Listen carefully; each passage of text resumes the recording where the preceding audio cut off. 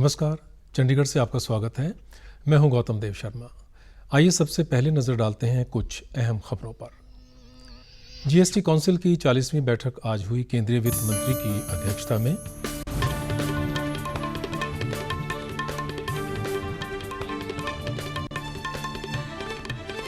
पंजाब में शनिवार, रविवार और सार्वजनिक छुट्टियों के दिनों में रहेगा पूर्ण लॉकडाउन। और NIRF रैंकिंग में चंडीगढ़ का PGI मेडिकल श्रेणी तथा पंजाब विश्वविद्यालय फार्मेसी श्रेणी में रहे दूसरे स्थान पर।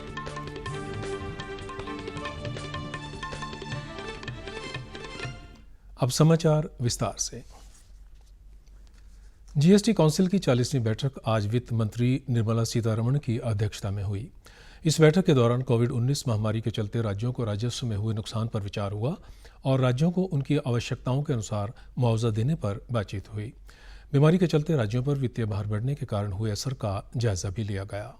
राज्यों के वित्त मंत्रियों ने अपने अपने राज्यों के संबंध में ब्यौरा देते हुए अपनी आवश्यकताएं बताईं। आज की बैठक में फैसला लिया गया कि कंपनियों पर जीएसटी रिटर्न भरने में देरी पर कोई जुर्माना नहीं लगेगा। बैठक के दौरान राजस्व कम होने की स्थिति में और फंड मुहैया करवाने के ढंग के तरीकों पर विचार विमर्श किया गया। राज्यों पर वित्तीय भार को कम करने पर विचार हुआ। कम हुए राजस्व के कारण आमदन बढ़ाने पर भी राज्यों के साथ विचार किया गया।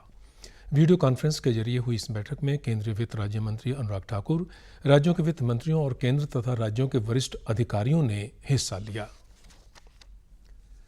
पंजाब सरकार ने सप्ताह के अंतिम दिनों शनिवार और रविवार तथा सार्वजनिक छुट्टियों के दिन पूर्ण लॉकडाउन करने का फैसला किया है। यह फैसला सरकार ने महामारी के सामूहिक फैलाव का खतरे के डर से और विशेषज्ञों द्वारा महामारी का चरम अभी 2 महीने बाद आने के संकेतों की आशंका के मद्देनजर लिया है। मुख्यमंत्री कैप्टन अमरिंदर सिंह ने बीमारी के फैलाव के लिए राज्य सरकार द्वारा की गई तैयारियों का जायजा लेते हुए कहा कि मेडिकल स्टाफ और जरूरी सेवाएं मुहैया करवाने वालों को छोड़कर बाकी सब बाहर जाने वालों को कोवा ऐप से ई-पास डाउनलोड करना होगा। मुख्यमंत्री ने कहा कि उद्योगों को सभी दिनों में सामान्य रूप से काम करने की इजाज़त होगी। मुख्यमंत्री ने राज्य के पुलिस मुखी को निर्देश दिए हैं कि राज्य में होने वाली बड़ी बैठकों को भी रोका जाए। कैप्टन अमरिंदर सिंह ने स्वास्थ्य विभाग को सख्त शर्तें लागू करने और दिल्ली से आने वाले लोगों का कोविड टेस्ट जरूर करवाने के लिए कहा। मुख्यमंत्री ने कहा कि जहां जरूरत है वहां सख्त फैसले लेने पड़ेंगे क्योंकि मामलों में वृद्धि अभी भी जारी है और आने वाले दिनों में मामले बढ़ सकते हैं। मानव संसाधन विकास मंत्रालय की नेशनल इंस्टीट्यूशनल रैंकिंग फ्रेमवर्क यानी NIRF सूची में इस बार फिर मेडिकल श्रेणी में PGI चंडीगढ़ दूसरे स्थान पर रहा है तथा लगातार तीसरे साल PGI दूसरे स्थान पर काबिज है। मंत्रालय द्वारा कल जारी की गई सूची में मेडिकल श्रेणी में एम्स नई दिल्ली ने पहला तथा CMC वेल्लोर ने तीसरा स्थान प्राप्त किया है। PGI चंडीगढ़ के ओवरऑल अंकों में भी पिछले वर्ष की तुलना में बढ़ोतरी दर्ज की गई है। PGI के डायरेक्टर प्रोफेसर जगत राम ने इस प्राप्ति पर PGI के प्रत्येक सदस्य को बधाई देते हुए भविष्य में पहले स्थान पर आने की उम्मीद जताई है। फार्मेसी श्रेणी में दिल्ली स्थित जामिया हमदर्द को पहला स्थान प्राप्त हुआ है। पंजाब विश्वविद्यालय का इंस्टीट्यूट ऑफ फार्मास्यूटिकल साइंसेज दूसरे तथा मोहाली का नाइपर तीसरे स्थान पर रहा है। ओवरऑल श्रेणी में रैंकिंग के लिए 1667 संस्थानों को शामिल किया गया था, जिसमें PU को 44वां स्थान मिला है, जबकि वर्ष 2019 में यह 34वें स्थान पर था। पहली बार जारी डेंटल की श्रेणी में PU के डेंटल कॉलेज ने 28वीं रैंक हासिल की है।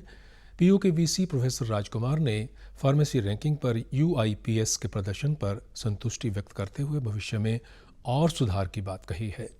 मंत्रालय ने 5 पैरामीटर शिक्षण, सीखने व साधन, शोध व प्रोफेशनल प्रैक्टिस, स्नातक परिणाम, आउटरीच एंड इंक्लूसिविटी के आधार पर विभिन्न श्रेणी की रैंकिंग जारी की है। चंडीगढ़ में कोरोना के नए पॉजिटिव मामले सामने आने के बाद शहर में कुल कोरोना मामलों का आंकड़ा 334 हो गया है तथा इस समय 36 एक्टिव मामले हैं। कोरोना संक्रमण के नए मामले सेक्टर 16 के पॉजिटिव मरीज के संपर्क में आए लोगों के हैं, जिनमें 4 लोग पारिवारिक सदस्य तथा एक धनास निवासी दूसरा सेक्टर 16 का ही निवासी है। यह दोनों सेक्टर 16 के पॉजिटिव आए पहले मरीज की दुकान पर काम करते हैं, इसलिए यह सभी पॉजिटिव मामले संपर्क में आने वाले लोगों के ही हैं। शहर में कोरोना की बीमारी को मात देकर बड़ी संख्या में मरीज स्वस्थ हो रहे हैं। कल भी बापूधाम के 4 मरीजों को ठीक होने के बाद धन्वंतरी आयुर्वेदिक मेडिकल कॉलेज से घर भेज दिया गया। अब तक 293 लोग कोरोना वायरस की बीमारी से स्वस्थ होकर अपने घरों को लौट चुके हैं। प्रशासन बड़े स्तर पर कोरोना वायरस के फैलाव को रोकने के लिए प्रयासरत है। सार्वजनिक तथा कंटेनमेंट क्षेत्रों को सैनिटाइज किया जा रहा है। टेस्टिंग भी बड़ी संख्या में किए जा रहे हैं। अब तक 5636 टेस्ट किए गए हैं, जिनमें 5267 मामले नेगेटिव पाए गए हैं। 5 लोगों की मृत्यु कोरोना के कारण हुई है। प्रशासन ने कोरोना से बचाव के लिए जारी हिदायतों का पालन करने की अपील करते हुए शहरवासियों का आरोग्य सेतु ऐप डाउनलोड करने के लिए भी कहा है, जो सभी की कोरोना से सुरक्षा के लिए ज़रूरी है। देश में कई जगहों पर 8 जून से धार्मिक स्थल खुल गए हैं और लोग अब मंदिर, गुरुद्वारा, मस्जिद जाकर पूजा इबादत भी कर सकते हैं। अनलॉक 1 के चलते सभी धार्मिक स्थलों को खोलने की अनुमति तो दी गई है, लेकिन यह भी हिदायत दी गई है कि सामाजिक दूरी और अन्य नियमों का पालन हो। आज अनलॉक 1 के बाद चंडीगढ़ की मस्जिदों में जुमे की पहली नमाज अदा की गई। हमारी संवाददाता आकांक्षा सक्सेना की एक रिपोर्ट। अनलॉक 1 के बाद धार्मिक स्थलों को खुलने की इजाज़त मिल गई है। ये पहला जुम्मा होगा जब नमाज पढ़ी जाएगी। आप देख सकते हैं कि हम एक मस्जिद में हैं चंडीगढ़ की, जहां आप देख सकते हैं कि पूरा सोशल डिस्टेंस रखने के लिए जो है प्रॉपर मार्किंग की गई है।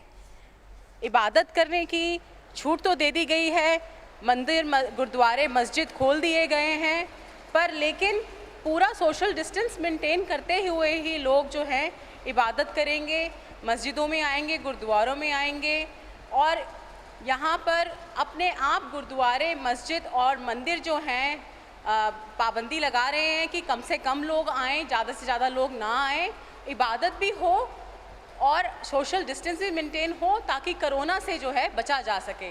आप हमें बताएंगे कि आज जो है पहला जुम्मा है जब अनलॉक हुआ है, तो आप लोग क्या क्या हिदायतें ले रहे हैं? मैडम, सबसे पहले तो हमने ये हिदायत की है कि कम से कम लोग मस्जिद में आए।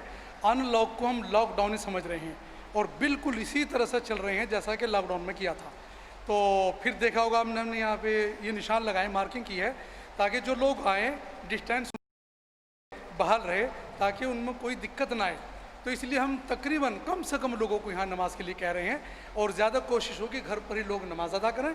और कुछ लोगों की ज़्यादा तमन्नाएं होती हैं तो मस्जिद आएँ। एक तो सैनिटाइज़र और मास्क, और 10 साल से कम बच्चा या 65 साल से ज़्यादा, उनको हमने कोशिश की है कि वो लोग घर पर ही लाकर इबादत करें, नमाज़ पढ़ें। हमने आप बचना है, किसी ने नहीं हमारे को बचाना, हमने आप ही बचना है। इसलिए ऐसे ही बच सकते हैं अगर नहीं आएंगे तो। अनलॉक ज़रूर हो गया है पर एहतियात बरतनी बहुत ज़रूरी है। यहाँ सब लोग जो मौजूद हैं ये सब आप सबसे ये कह रहे हैं कि आप घर पे रहें और इबादत करें, कम से कम बाहर निकलें। Akanksha Saxena, DD news, Chandigarh. Corona महामारी से बचाव के लिए पूरी दुनिया प्रयासरत है। इस बीमारी के फैलाव को रोकने के मद्देनज़र पिछले दिनों लॉकडाउन भी किया गया तथा लॉकडाउन का पर्यावरण पर सकारात्मक प्रभाव देखने को मिला। उद्योग, व्यापार तथा परिवहन बंद होने के कारण वायु प्रदूषण में भी काफ़ी कमी देखी गई। हवा की गुणवत्ता में सुधार, अप्रैल-मई के महीनों में मौसम के पिछले वर्षों की तुलना में बदलाव भी दर्ज किया गया। पर्यावरण पर लॉकडाउन के दौरान पड़े प्रभाव से संबंधित प्रस्तुत है हमारी संवाददाता आकांक्षा सक्सेना की मौसम विभाग के डायरेक्टर सुरेंद्र पाल से ये बातचीत। कोरोना वायरस के चलते ज़्यादातर खबरें ऐसी थीं जो विचलित कर देती थीं या डर बैठा देती थीं, पर एक बहुत अच्छी चीज़ जो कोरोना वायरस की वजह से हुई, जो लॉकडाउन की वजह से हुई, वो ये हुई कि पर्यावरण में काफ़ी सुधार आया, पर्यावरण काफ़ी अच्छा हुआ। जो टेम्परेचर था वो भी काफ़ी, अभी तक जून है पर इतनी गर्मी नहीं हुई है।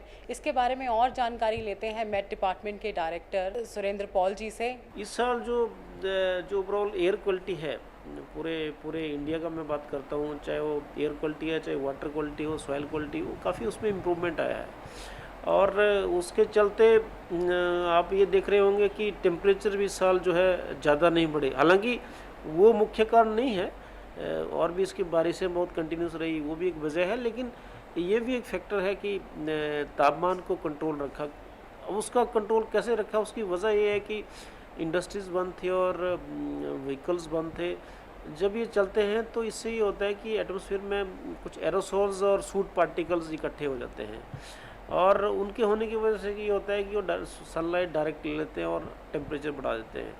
इनका ना होना जो है, वो जो ग्रीन हाउस गैसेज में जो टेम्परेचर बढ़ता है वो कम हुआ है इस साल। तो ये ज़रूर हम कह सकते हैं कि ओवरऑल जो इस साल टेम्परेचर काफ़ी कम रहे और कई एरिया जैसे हिली एरियाज़ हैं वहाँ तो अभी पंखे भी नहीं चले हैं इस साल, और प्लेन्स के एरिया में एसी का भी बहुत ज़्यादा ज़रूरत नहीं पड़ा है। तो कुछ इसके पॉजिटिव इम्प्लीकेशंस भी हैं, और ओवरऑल जो है आप देखें इकोलॉजिकल इश्यूज़ एंड जो दूसरे इश्यूज़ थे उस पर भी काफ़ी पॉजिटिव हमारे फीडबैक इसके रहे हैं। जी, अब खबरें फटाफट।